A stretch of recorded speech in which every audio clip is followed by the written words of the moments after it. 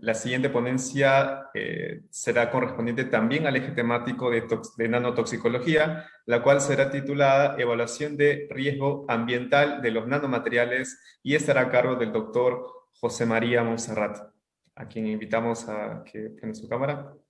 ¿Cómo estás? ¿Qué tal? ¿Cómo están? Buenas tardes. Un gusto, José, tenerte por aquí. El doctor José María Monserrat es formado con honores en biología en la Universidad de Buenos Aires, Argentina. Realizó maestría en bioestadística y doctorado en la Universidad Federal de Río Grande, FUR, Brasil.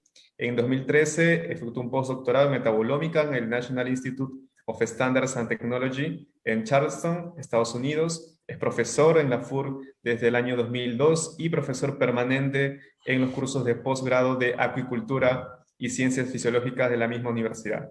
Publicó 209 trabajos científicos y 8 capítulos de libro en las áreas de acuicultura, estrés oxidativo en organismos acuáticos, quimioprevención de compuestos tóxicos y nanotoxicología, en las cuales tiene aproximadamente 4.838 citas, un índice H de 36 según la base Scopus, y también es miembro del cuerpo editorial de las revistas Marine Life Science y Technology, Chemistry and Ecology.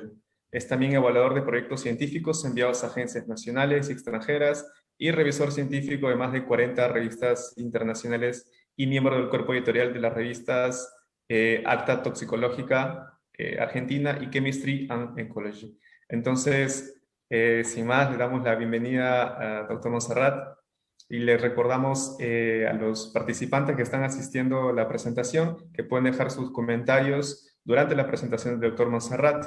Y también me gustaría comentarle al Dr. Monserrat que cuenta con 40 minutos de presentación. Yo, a partir de este momento, yo le avisaré cuando falten 5 minutos para hacerle recordar. Muchísimas gracias, Dr. Monserrat. Bueno, Y puede comenzar. voy a apagar el video y ¿se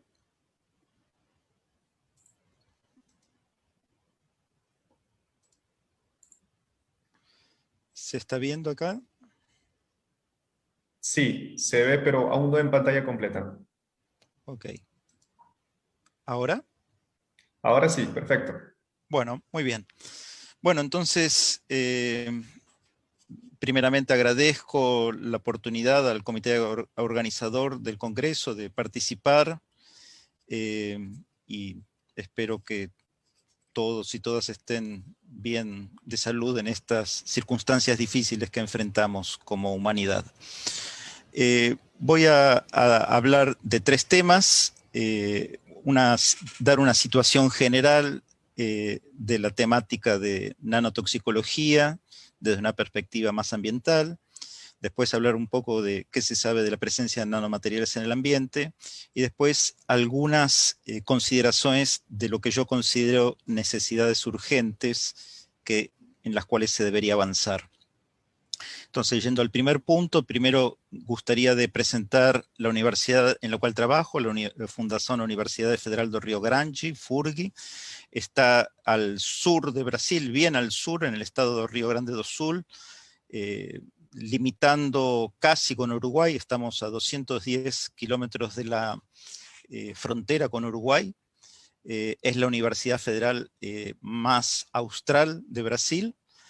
Y como ustedes pueden ver en las fotos, la ciudad de Río Grande está dentro de un gran complejo lacunar llamado Lagoa dos Patos, que se encuentra frente a una influencia de variación de salinidad que crea condiciones para tener una flora y una fauna muy adaptada a esas condiciones cambiantes.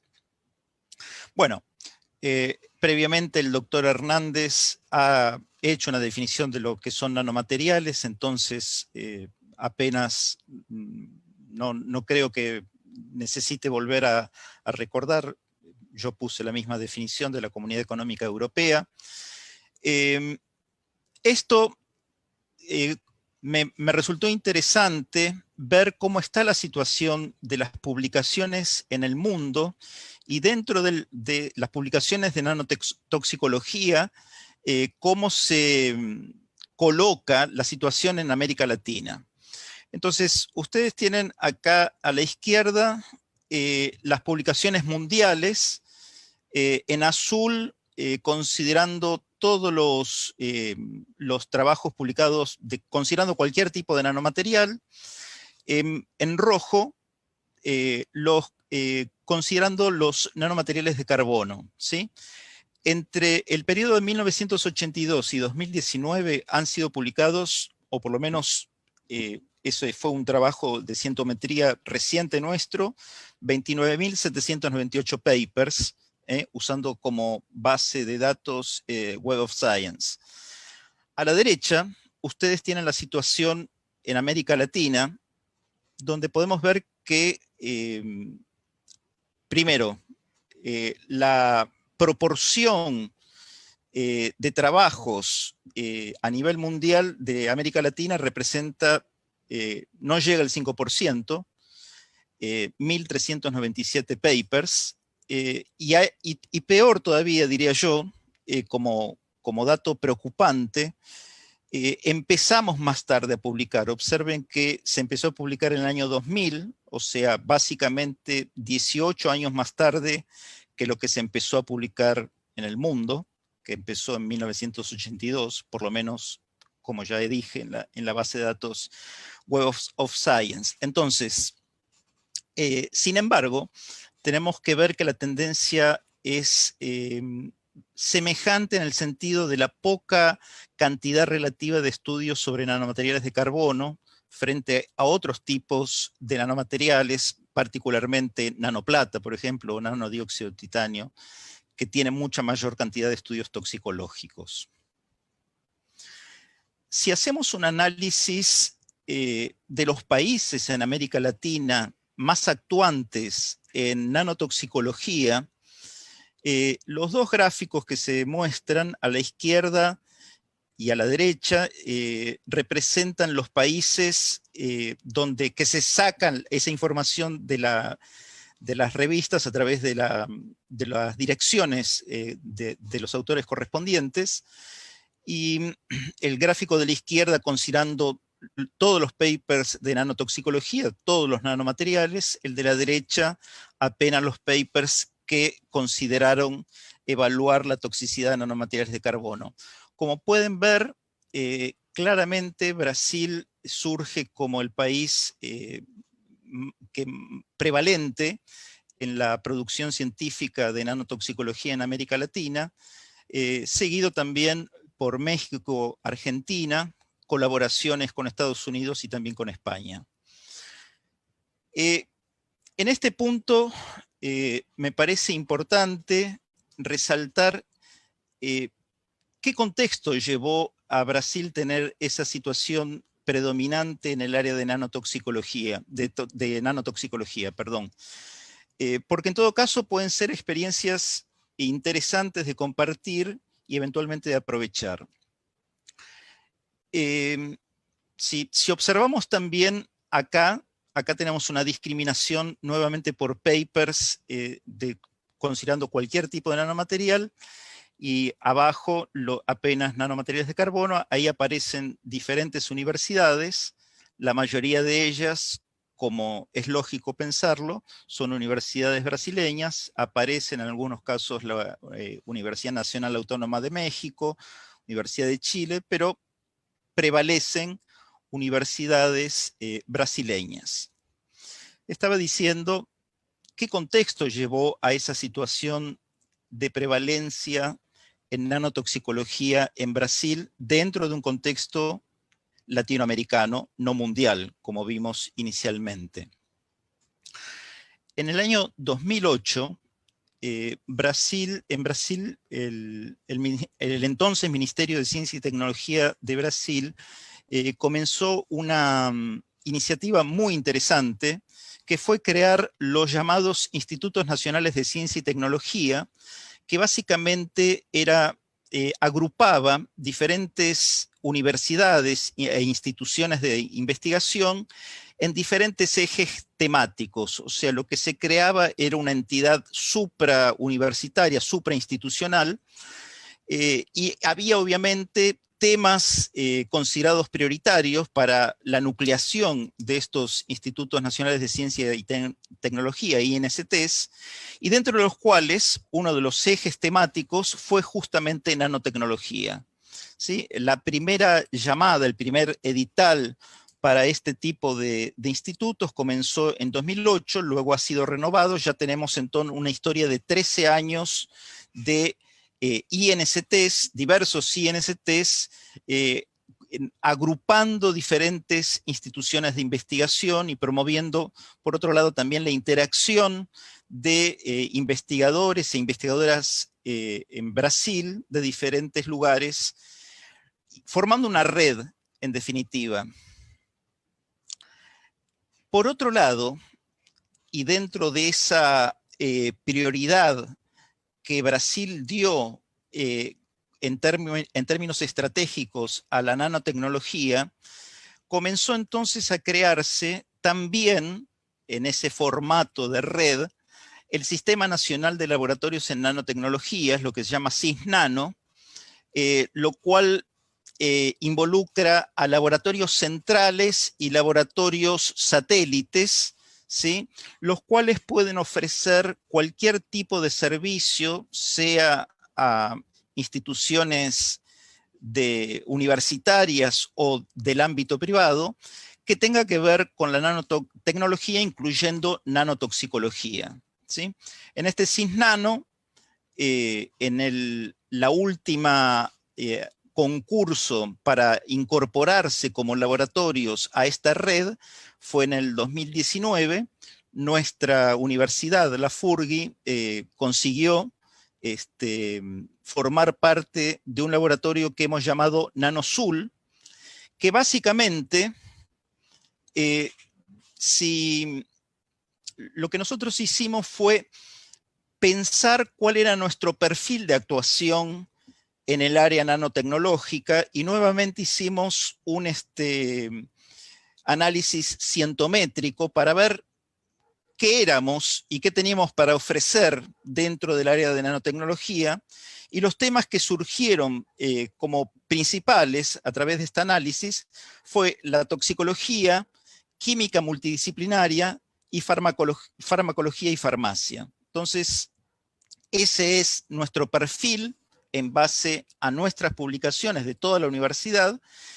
Y lo que es interesante es que, así como yo hablaba antes, que se hacen redes de diferentes instituciones de investigación para formar los INSTs, ese concepto de red también permea en este tipo de emprendimiento del laboratorio CISNANO, en el cual diferentes laboratorios, diferentes instituciones, cada uno aporta su expertise. Tenemos también dentro de los actores de este laboratorio de NanoSul iniciativas para generar startups y empresas incubadoras a través de una división específica de nuestra universidad que se llama Innovatio. Y entonces la idea es la misma, cada uno tiene una expertise y una metodología de trabajo que puede sumar y agregar dentro del área de nanotecnología, y este instituto, por tanto, ofrece asesoramiento o servicios, sea a instituciones públicas o privadas en Brasil o eventualmente fuera de Brasil. Tienen acá, si desean, la página de nuestro laboratorio está en construcción, pero ya hemos avanzado bastante, y quedo a disposición caso deseen saber más a este respecto. Bueno, ¿cuáles son las evidencias de impacto ambiental? ¿Qué evidencias tenemos? El primer gran trabajo que puede ser citado es el de Caega y colaboradores del 2008, un trabajo que ha recibido 848 citas hasta el día de ayer, que fue el último día que miré, el cual, con una metodología muy inteligente, consideró fachadas de edificios que habían sido pintadas con pintura que contenía nanopartículas de óxido de titanio.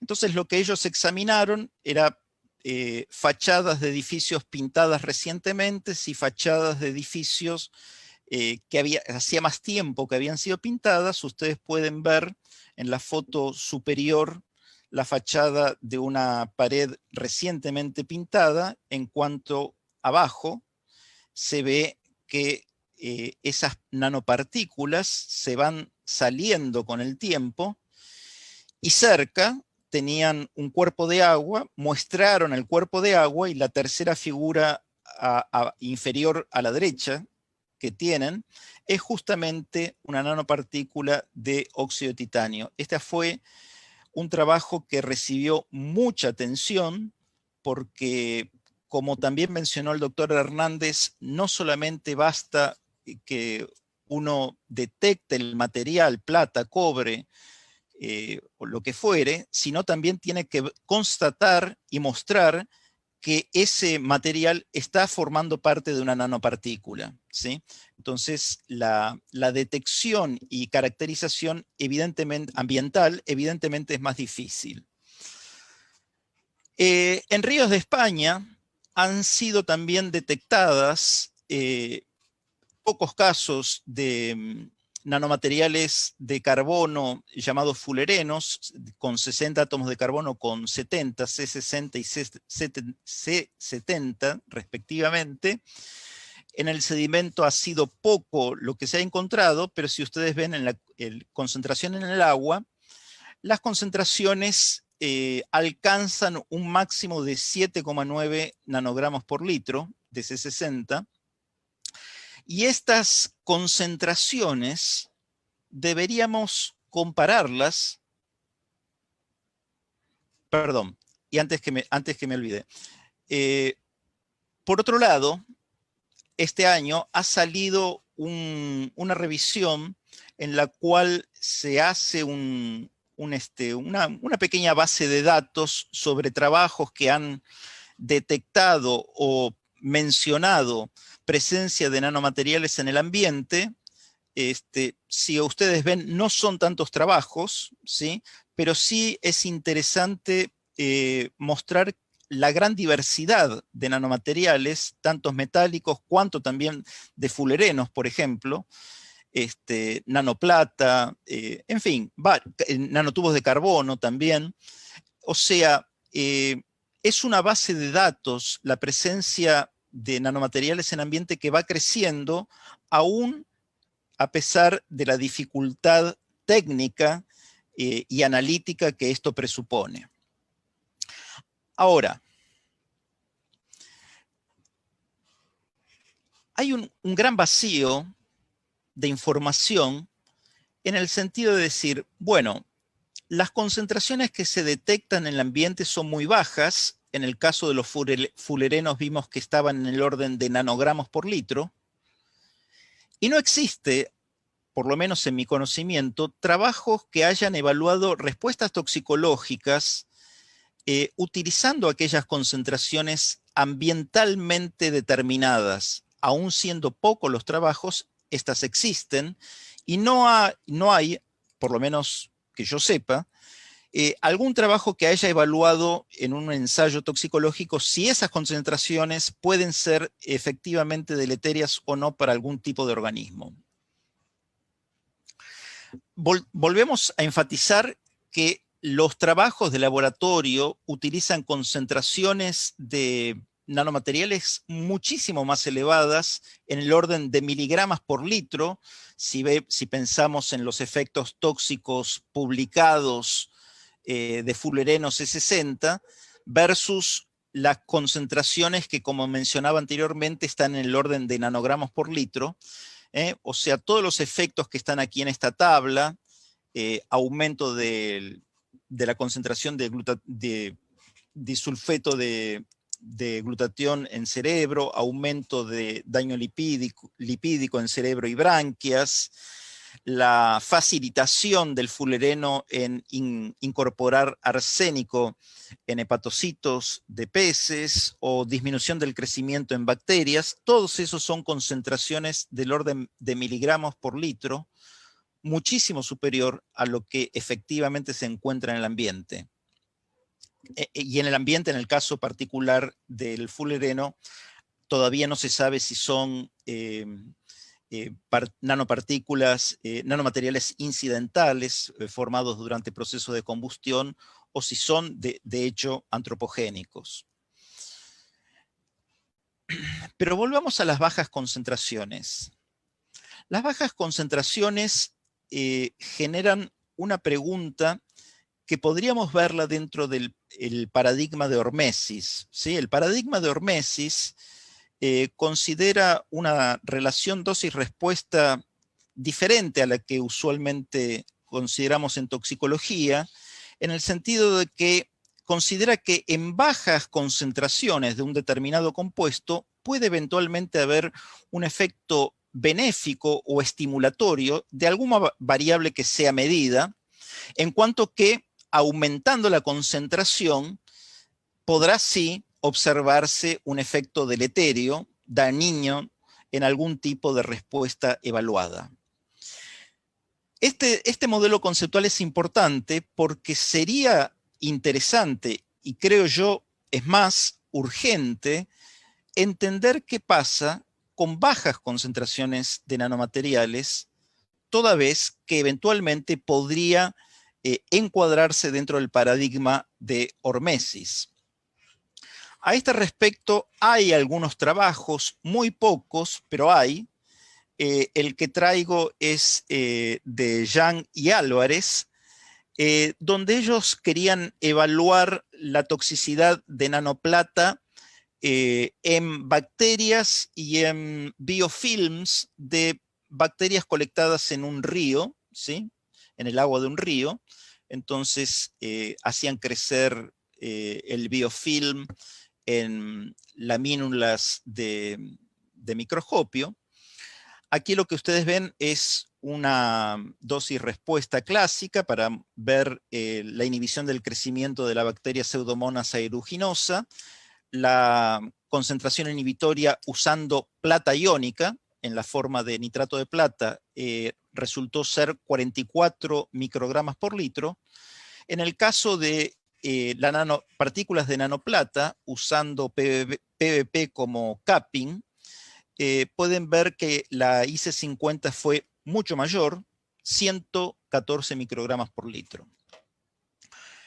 Esto llevó a los autores a seleccionar concentraciones que fueran subletales.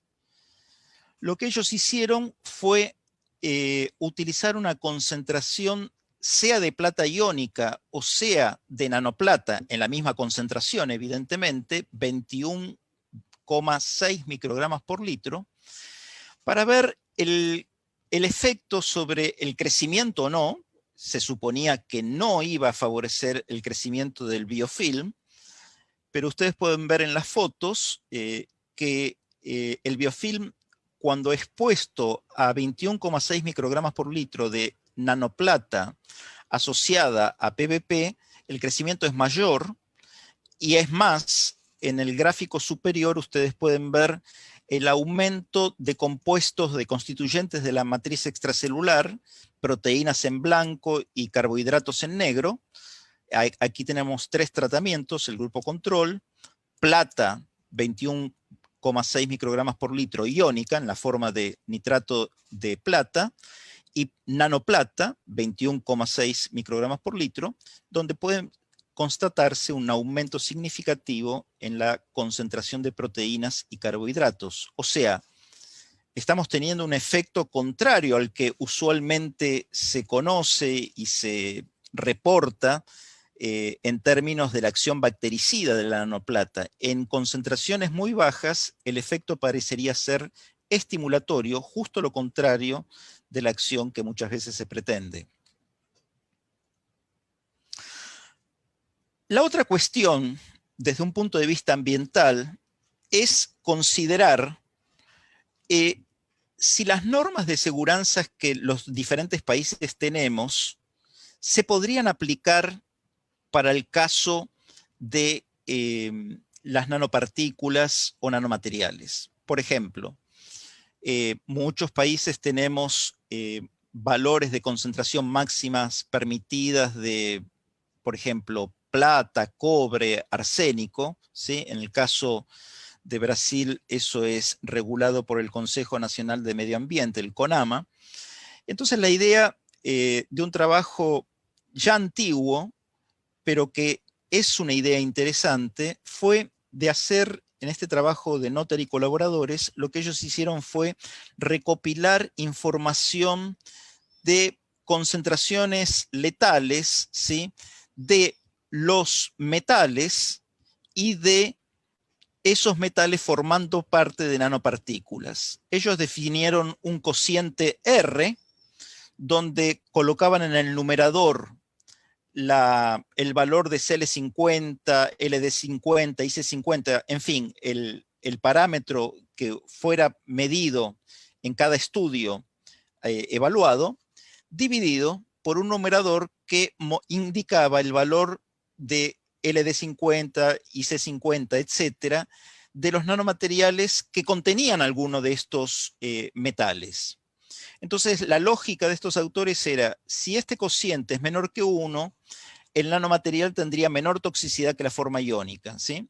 En este punto es importante destacar que los datos involucraron principalmente efectos asociados a letalidad o a inhibición de crecimiento en bacterias, ¿sí? No otro tipo de respuestas tal vez más sofisticadas a nivel, por ejemplo, molecular o bioquímico.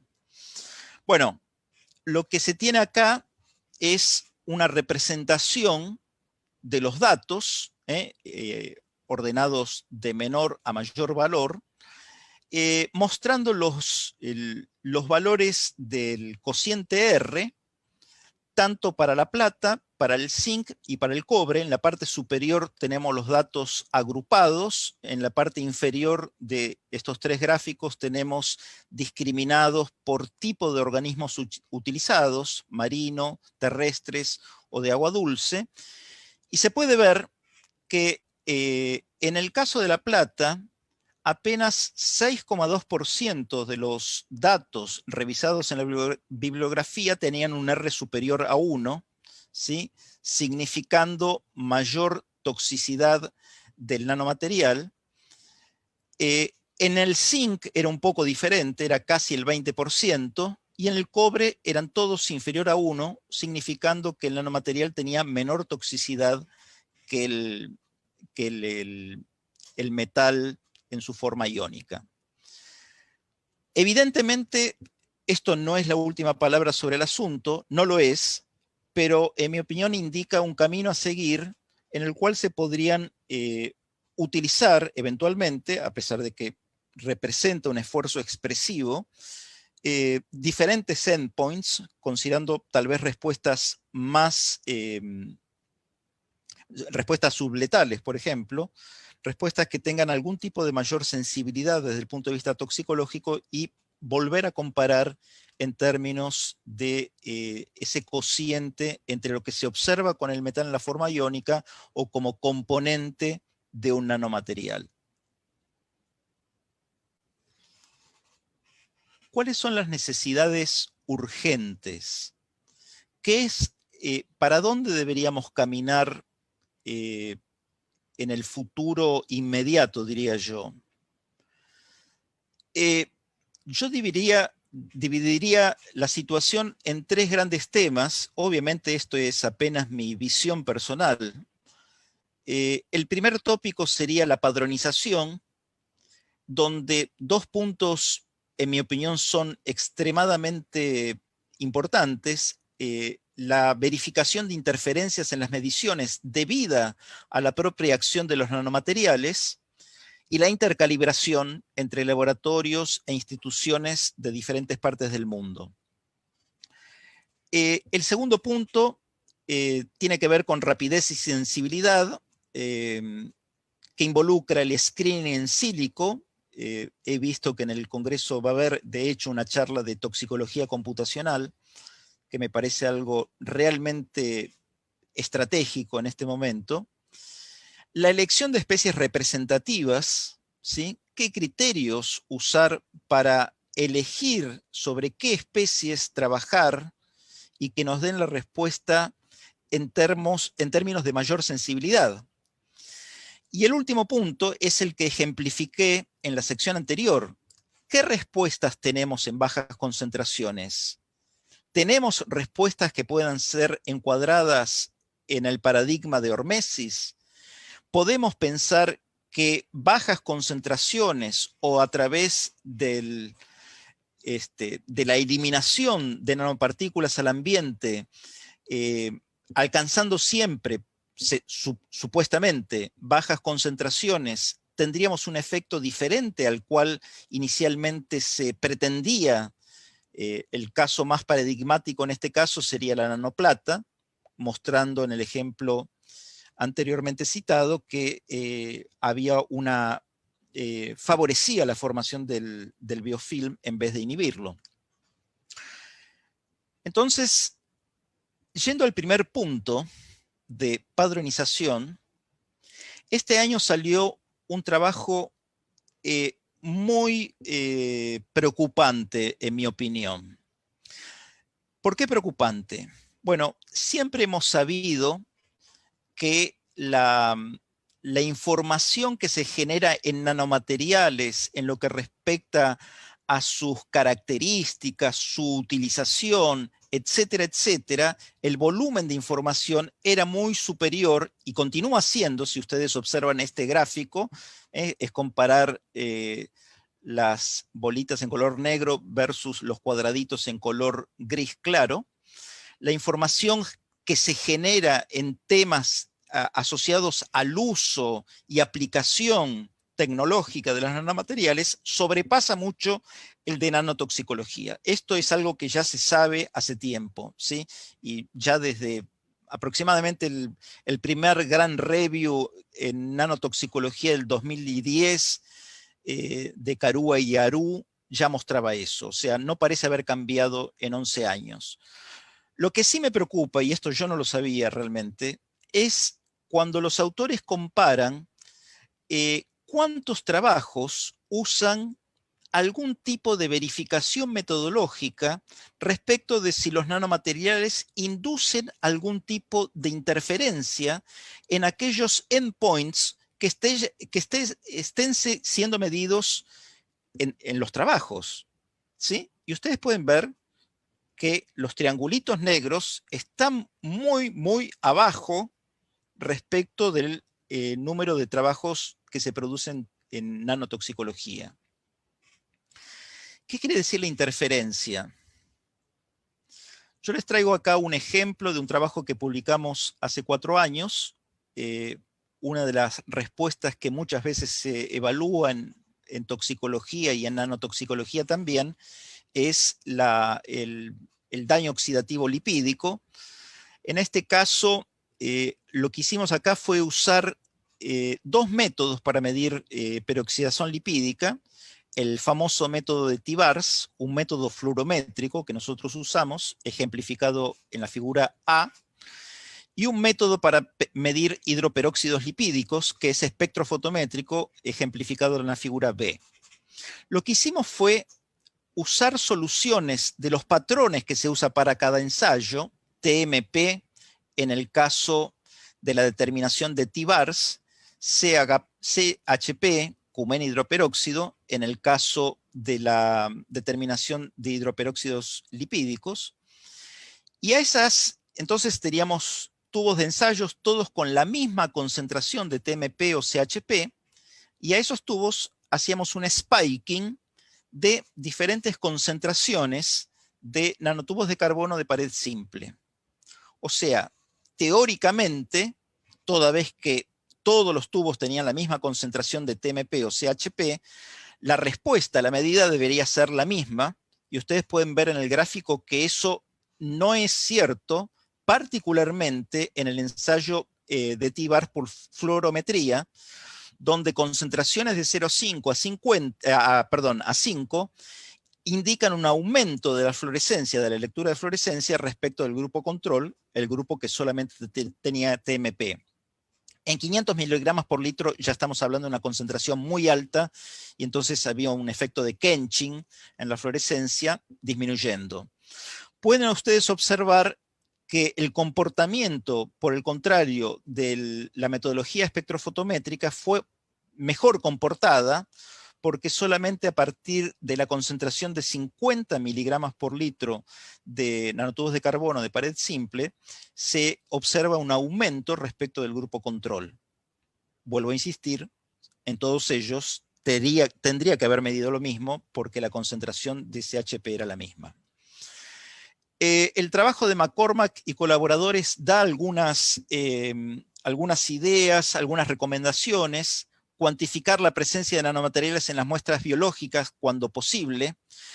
El punto 2 y 3 me parece realmente interesante e importante: caracterizar el espectro de absorbancia de los nanomateriales para ver si puede interferir en los ensayos espectrofotométricos. Y la misma cosa, el espectro de absorción-emisión, para ver el potencial de quenching o amplificación en ensayos fluorométricos. Y el punto 4 sería un ejemplo de lo que mostré anteriormente con el ensayo para medir peroxidación lipídica: hacer un spiking y ver si eso afecta o no la medición que se pretende hacer en el estudio que uno esté planeando efectuar. Las intercalibraciones son un punto fundamental. Hubo una iniciativa, fin del 2014, inicios del 2015, una iniciativa europea, NanoReg, a la cual luego Brasil y Corea del Sur se sumaron, para, entre otras cosas, hacer ensayos nanoecotoxicológicos usando 3 modelos animales: Daphnia magna, C. elegans, el verme que luego el doctor Estrella va a hablar, y el pez Daniorrerio. Y entonces básicamente la idea era un laboratorio de la Comunidad Europea, en Suiza creo recordar que estaba, producía nanomateriales del cual nada sabíamos. O sea, por ejemplo, nos entregaban algo que sabíamos que era nanotubos de carbono de pared múltipla, que decía 4000A, y nos daban otro que decía 4001A. Entonces uno tenía que caracterizarlo en el laboratorio. Acá tenemos una microscopía de SEM, donde, por ejemplo, conseguimos después determinar que la muestra 4000A tenía mayor contenido en hierro que la muestra 4001A.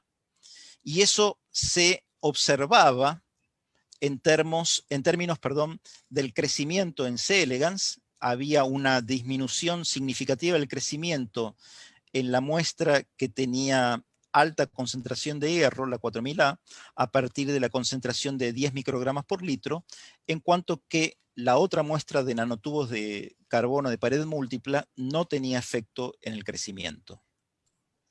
Disculpe, doctor Monserrat, le quedan 5 minutos. Sí, ya termino. La rapidez y sensibilidad, en mi opinión, aquí juega un papel fundamental los ensayos in silico, en el cual se pueden, utilizando proteínas cristalografiadas que se pueden extraer de bases de datos como el PDB, Protein Data Bank, y luego ejecutar ensayos de docaje molecular docking, contra diferentes nanomateriales. Por ejemplo, nosotros hemos trabajado bastante con nanotubos de carbono, de diferentes diámetros, diferentes grupos funcionales, grupos hidroxilos, carboxilos, y entonces después, siguiendo un esquema de modelo de ligante y receptor, se puede ver la interacción de estos nanomateriales versus alguna proteína que se suponga que es importante como target de un determinado nanomaterial. Esto, en mi opinión, obviamente siempre hay que hacerlo con la precaución después de validar los ensayos con ensayos reales, del mundo real, pero puede ser una estrategia para dar cuenta de gran cantidad de nanomateriales que se van incorporando año tras año, con nuevas propiedades, algunas muy benéficas, pero también eventualmente algunas tóxicas, y en ese sentido la capacidad de ejecutar gran cantidad de ensayos muchas veces es limitada. Entonces, eventualmente, la rapidez de hacer un screening in silico podría eventualmente a futuro ser una medida inicial antes de hacer los ensayos de laboratorio clásicos, ensayos toxicológicos clásicos. La sensibilidad, ha habido varios trabajos que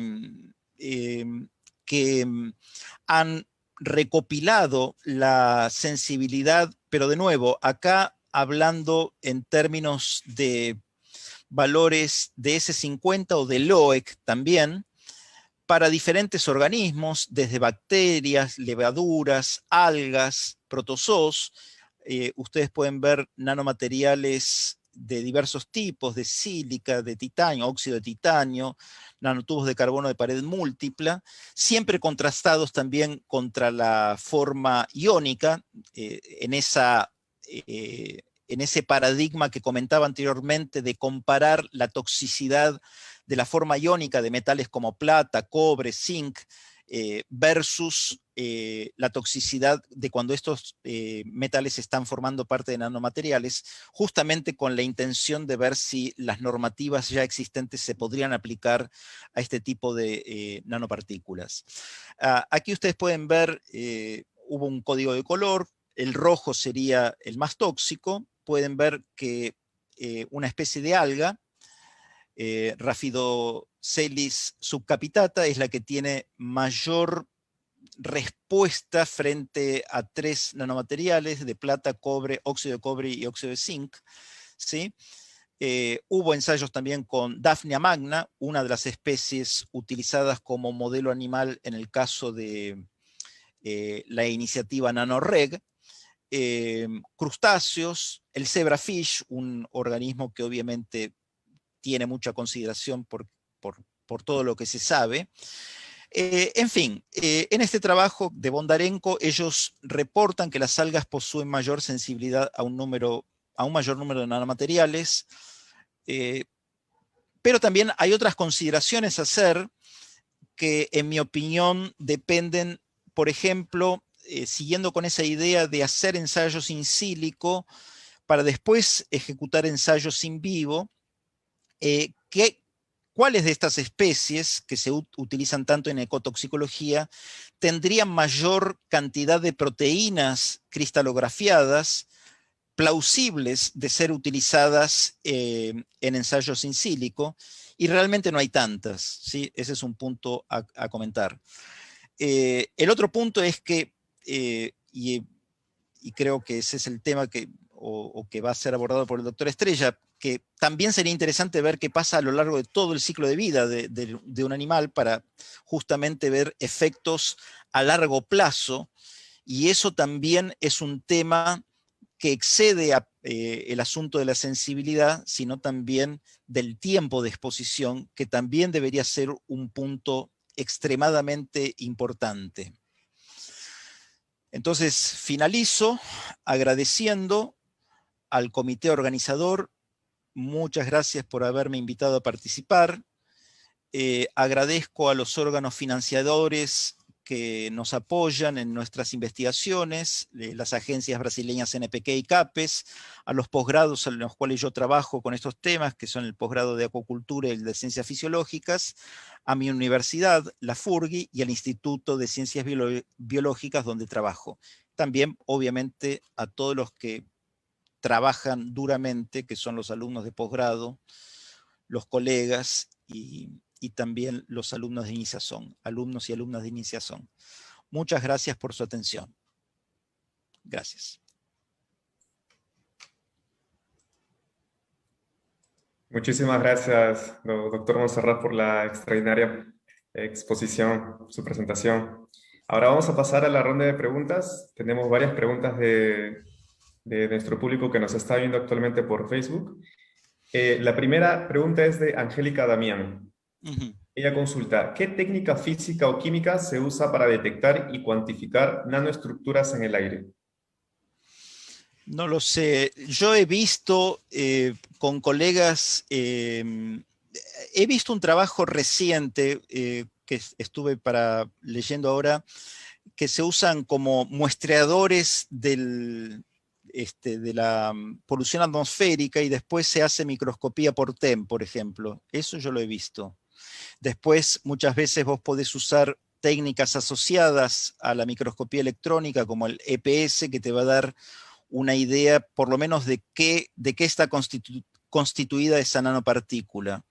Eso es lo que te puedo decir, no es realmente el tema que yo más leo, pero justamente ahora que estaba preparando la charla, estuve viendo las últimas cosas que habían sido publicadas en detección en el ambiente y había justamente una mención a ese tipo de procedimiento. Ok, muchas gracias. La segunda pregunta es, ¿los nanomateriales de plata son menos tóxicos que en su forma iónica? Es decir, ¿que deberíamos reciclar la plata iónica? Bueno, ahí la pregunta es bastante difícil de responder o tiene varias aristas para responder. Hay muchos trabajos que muestran que la plata iónica es más tóxica que la plata nanoparticulada. De hecho, también muchas veces se aduce que la toxicidad ejercida por la nanoplata es por la liberación de iones plata, o sea, el efector primario sería la plata iónica. Ahora, respecto de reaprovechar, reciclar, ¿no? Esa fue la palabra que usó, Reciclar. reciclar. Bueno, esa es una consideración importante porque eh, realmente la producción de nanoplata, inclusive acá tenemos a un experto que es Andy, de la síntesis verde, eh, nos hace predecir que va a haber un aumento expresivo en la utilización de nanoplata en su contexto bactericida, antifúngico y tal vez no, antiviral también, ¿sí? Porque ya hay trabajos mostrando el efecto antiviral.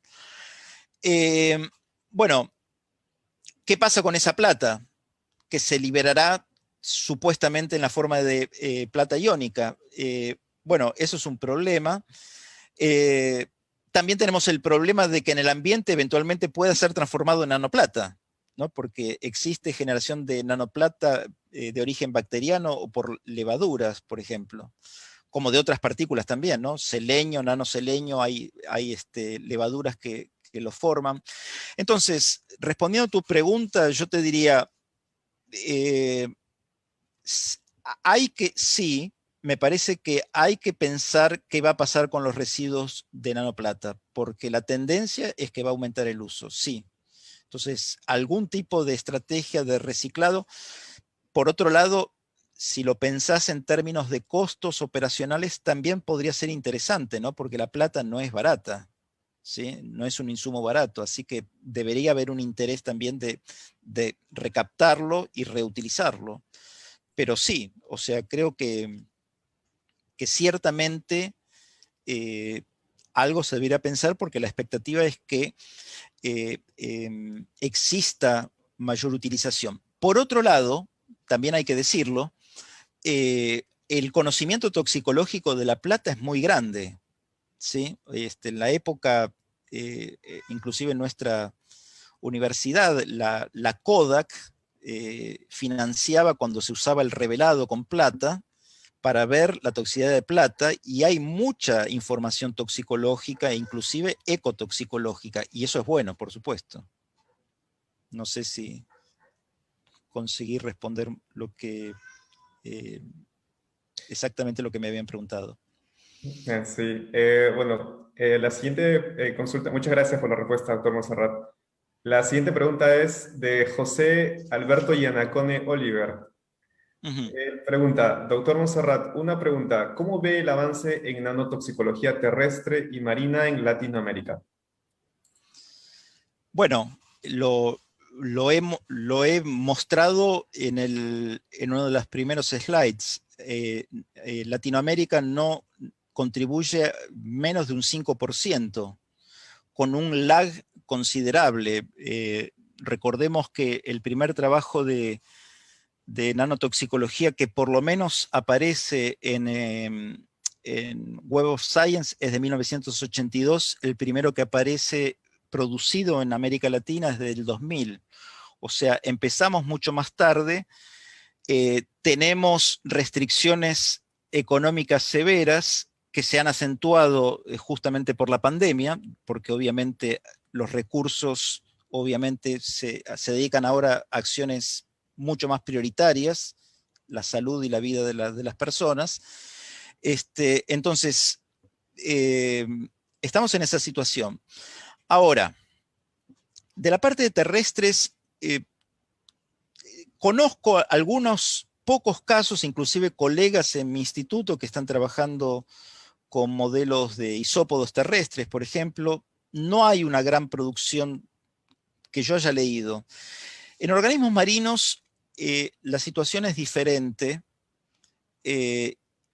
¿Por qué? Bueno, porque se está empezando a usar nanoplata para tratamiento de enfermedades bacterianas y virales en acuacultura, donde una de las principales especies cultivada es de agua marina, el camarón Lithopineus banamei. Y entonces está empezando a haber una gran información. Por ejemplo, hay un grupo de México muy bueno que trabaja evaluando la toxicología de la nanoplata en Lithopineus banamei, pero desde una perspectiva de side effect, ¿no? O sea, la idea es tratar a estos animales, por ejemplo, con el virus de la mancha blanca, que es un virus devastador, que ha impactado en la acuacultura de América Latina, específicamente con muchísima fuerza, muchísima fuerza. Entonces, en ese punto yo creo que va a haber un desarrollo más rápido, sobre todo porque se puede conseguir otras vías de financiamiento a través del sector productivo. Entonces, si yo tuviera que apostar, no es una apuesta, es una opinión a futuro, yo diría que las especies marinas que tengan algún interés en acuacultura pueden tener un aumento de producción científica asociado a su uso terapéutico, ¿no? Específicamente de la nanoplata o de otros aditivos que también ya se están usando en acuacultura. En acuacultura se están vendiendo raciones comerciales en Brasil con nanoselenio, por ejemplo. O sea, eso ya existe. Entonces, en ese contexto, yo diría que debería haber un crecimiento. En los terrestres no es mi tema realmente, poco sé, y por lo tanto, como dice el señor Richard Feynman, cuando uno no sabe, mejor es no opinar. Muchas gracias, doctor Monserrat. Ahora nos queda dos preguntas, así que le voy a pedir que por favor intente responder con unas respuestas bastante, lo más cortas que pueda. La primera Ok. es de Angélica Damián. Ella consulta, ¿en Brasil existen controles periódicos de la concentración de nanomateriales en aire, mar y tierra? ¿Lo hacen a nivel de Estado, empresas particulares? Gracias. Esa es una respuesta que la respondo rápido. No. No, porque no hay una normativa a ser seguida. Entonces, no. No hay exigencia. Claro, bueno, muy clara Lo, la respuesta entonces. o Sí, sea, se comercializan nanoproductos en Brasil que pasan por el registro de Anvisa, la Agencia Nacional de Vigilancia Sanitaria. Pero listo, una vez que eso es aprobado, se usa y no hay otro control más que el de regulatorio por la Agencia Nacional de Vigilancia Sanitaria. claro. Terminé. Bueno, muchas gracias. La última pregunta es de Wilfredo Hernán Revilla Caguana. Él Uh -huh. consulta, ¿son tóxicos los nanomateriales que se utilizan en filtros de agua? Bueno, la posibilidad de tener, de usar nanoplata como filtros en sistemas de filtración de agua es muy estudiado.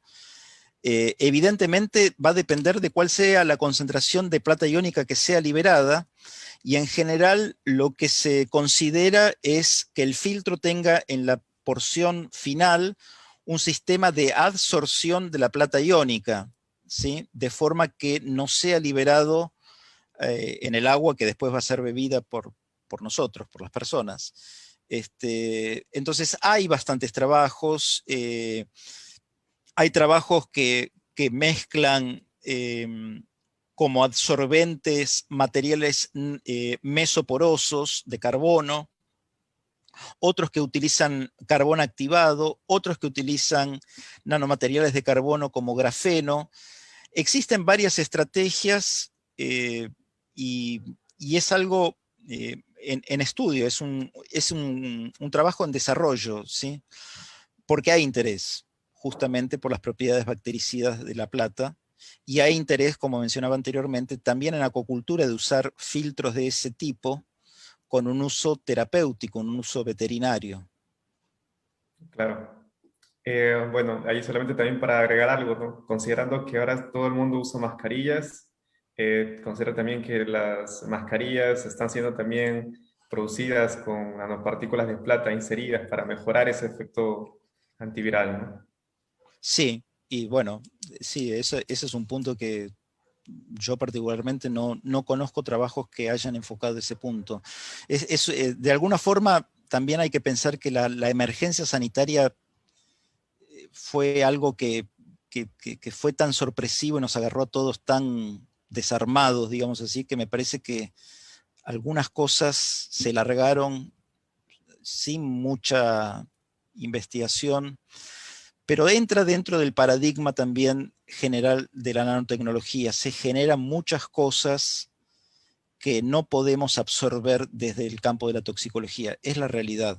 Y siempre vamos a ver esos gráficos de papers y siempre te van a dar la misma cosa. Más o menos para cada 100 papers más o menos, esto es una relación un tanto vieja, pero creo que para cada 100 papers en nanotecnología hay uno de toxicología y hay 0,1 de ecotoxicología. Es una relación brutalmente asimétrica. Entonces, sí, lo que decís de las máscaras con nanoplatas es verdad, pero en un contexto más general me parece que sigue las generales de nuestro procedimiento, que es un procedimiento muy tensionado por la necesidad de innovación y comercial y la bioseguridad que obviamente también debemos considerar y priorizar, ¿no? Claro que sí. Muchísimas gracias nuevamente, doctor Monserrat, por su presentación y por las preguntas. Le agradecemos Bueno, su participación. muchas gracias y continuémonos cuidando. Hasta luego. Chao, Muchas chao. gracias. Usted también.